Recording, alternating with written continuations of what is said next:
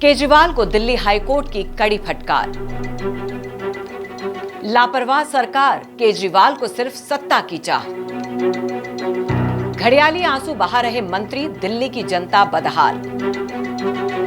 शराब कांड में जेल में बंद दिल्ली के सीएम अरविंद केजरीवाल की मुसीबतें कम होने का नाम नहीं ले रही हैं। जब तक एक मुश्किल का हल केजरीवाल निकालते हैं, तब तक दूसरी मुसीबत उनकी चौखट पर दस्तक दे देती है। कोर्ट से राहत मिलना तो दूर, अब उन्हें फटकार लग रही है।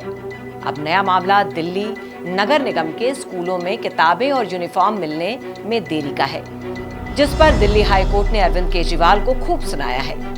कड़े शब्दों में कहें तो लताड़ लगाई है।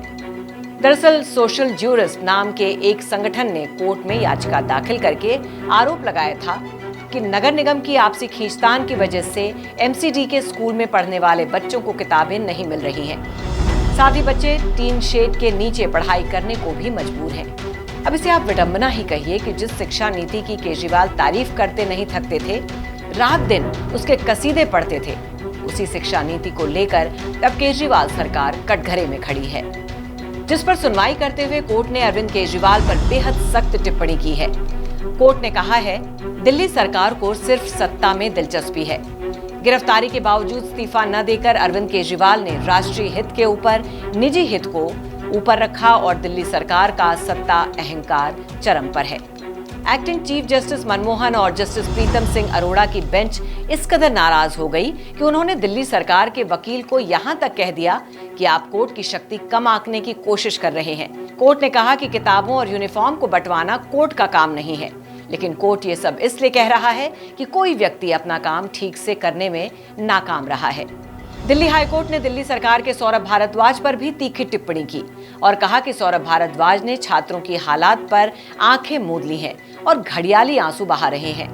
कोर्ट ने सख्त टिप्पणी उस वक्त की जब दिल्ली सरकार के वकील शादान फरासत ने कोर्ट को बताया कि उन्हें दिल्ली के शहरी विकास मंत्री सौरभ भारद्वाज से निर्देश मिले हैं कि एमसीडी की स्थायी समिति की गैर मौजूदगी में किसी उपयुक्त प्राधिकारी को शक्तियां सौंपने के लिए मुख्यमंत्री की सहमति की जरूरत होगी, जो अभी हिरासत में है।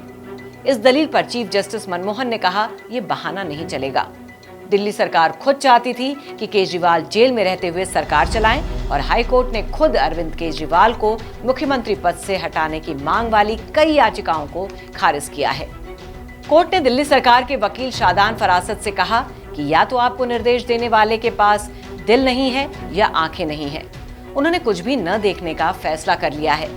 कोर्ट ने इस मामले में दिल्ली सरकार को 2 दिनों में जरूरी कार्रवाई करने का आदेश दिया है।